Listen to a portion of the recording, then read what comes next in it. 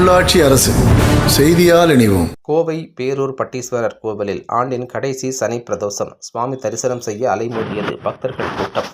கோவை மாவட்டத்தின் முக்கிய திருக்கோவிலாக விளங்கும் பட்டீஸ்வரர் கோவில் மேலே சிதம்பரம் என்னும் வரலாற்று சிறப்புமிக்க கோவிலாகும். இங்கு தமிழகம் மட்டுமல்ல, அண்டை மாநிலங்களான கேரளாவிலிருந்தும் அதிக அளவில் பக்தர்கள் வருவது வழக்கம். இந்நிலையில் இன்று ஆண்டின் கடைசி சனி பிரதோஷம் என்பதால் காலை முதலே பக்தர்கள் பேரூர் பட்டீஸ்வரர் கோவிலுக்கு தரிசனம் செய்ய அதிக அளவில் வரத் தொடங்கினர். சனி பிரதோஷத்தை முன்னிட்டு நந்திக்கு பால் அபிஷேகம் மற்றும் இளநீர் அபிஷேகம் செய்யப்பட்டது. பின்னர் தீபாராதனை செய்யப்பட்டது.